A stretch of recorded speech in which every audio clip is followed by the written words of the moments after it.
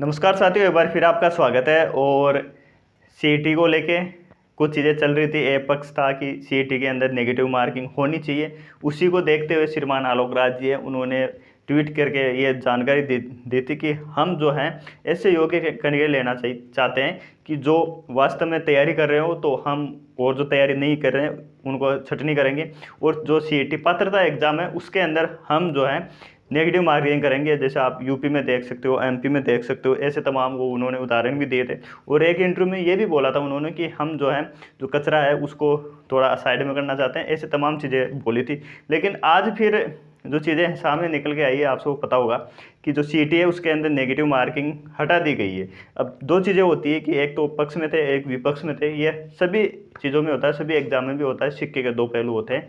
तो अब जो बोल रहे थे कि नहीं साहब हटनी चाहिए, वो साथी खुश हो रहे हैं। अब जो हटाना नहीं चाह रहे थे वो ये सोच रहे हैं कि नहीं साहब अब तो जो है गधे और घोड़े सब बराबर हो जाएंगे, ज़्यादा पास हो जाएंगे। पहले ही 2-2.5 लाख पास हो रहे थे, पिछली बार की अगर तुलना करें तो की बार ज़्यादा पास हो जाएंगे। तमाम वो चीज़ें कर रहे हैं।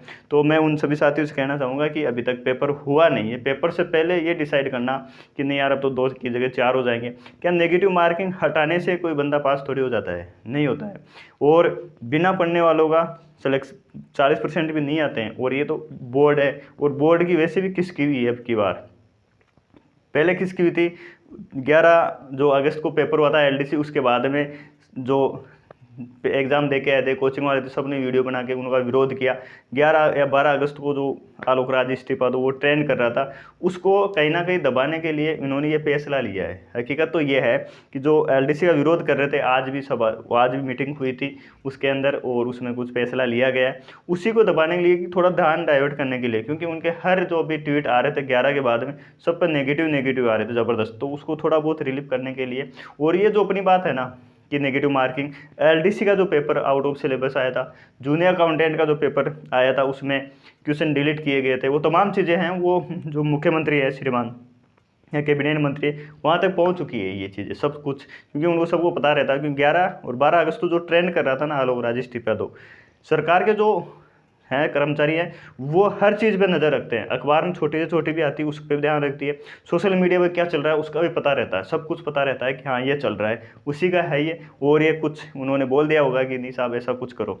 अब इसके अंदर ये हुआ है कि नेगेटिव मार्किंग हटाते ही जो हैं बीजेपी के जो नेता हैं वो अपनी पीठ थपथपा रहे हैं कि साहब जो मुख्यमंत्री हैं वो युवाओं के हितैषी हैं। उन्होंने सीईटी के अंदर 40% लेके आए, फिर नेगेटिव मार्किंग थी उसको हटाया। तो 40% लाना और नेगेटिव मार्किंग हटाने से जो 1 लाख वैकेंसी जो वादा किया है ना, वो पूरा नहीं होने वाला है। आप ये चाहो कि नहीं साहब अपनी पीठ थपथपा रहे हैं और बीजेपी सरकार ने ये किया है साहब देखो 40% सीईटी में करने से नौकरी नहीं मिलेगी। नेगेटिव मार्किंग कर दे, ज़्यादा पास हो जाएंगे तो भी नौकरी नहीं मिलेगी। जो 1 लाख का वादा किया है ना, उसको गोल मटोल करके आप देख लेना, लगभग 9-9.5 महीने हो चुके हैं सरकार को आए हुए, अभी तक कितनी वैकेंसी आई है, और 1 लाख तो इन्होंने भर चुके हैं। इस चीज़ पे ये कभी भी नहीं बोलते हैं कि नहीं साहब 1 लाख की मांग कर रहे हैं कि नहीं साहब आपको 1 लाख भर्तियाँ वो देनी ही पड़ेगी, नहीं देंगे तो इनकी वैसे भी भाई। अपन तो ये चाह रहे हैं कि चलो ठीक है ये चीज़ें चल रही है, एलडीसी का मैटर चल रहा है उसमें भी संशोधन होना चाहिए, प्लस जो 1 लाख भर्तियों का है ना पिटारा, वो आप खोलिए। आप सीईटी के अंदर 40% करना या नेगेटिव मार्किंग हटाने से इससे क्या हो जाएगा? इससे कोई नौकरियाँ थोड़ी मिल जाएगी। 1 लाख जो है, मतलब इनके ट्वीट के माध्यम से ये पता चलता है कि कभी कभार तो ये बोलते हैं साहब हमने 1 लाख दे दी, कभी बोलते हैं 80,000 दे दी, कभी बोलते हैं 58,000 दे दी। मतलब ये है कि ये कितनी भी झूठ बोले, जब तक हकीकत में काम नहीं करेंगे तब तक अपन इस चीज़ का विरोध ही करेंगे कि नहीं साहब आप कितने हितैषी हो, अपनी नज़रों में हितैषी होते हैं सब, करते रहो काम, मना कौन कर रहा है। तो ये था। बाकी जब तक 1 लाख वैकेंसियाँ नहीं आती है तब तक अपन इसी तरीके से विरोध करते रहेंगे। बाकी जो संगठन शक्ति होती है ना, जैसे सब कोचिंग वालों साथ दिया, उसकी बदौलत थोड़ा बहुत ये सीईटी नेगेटिव मार्किंग हटी भी है।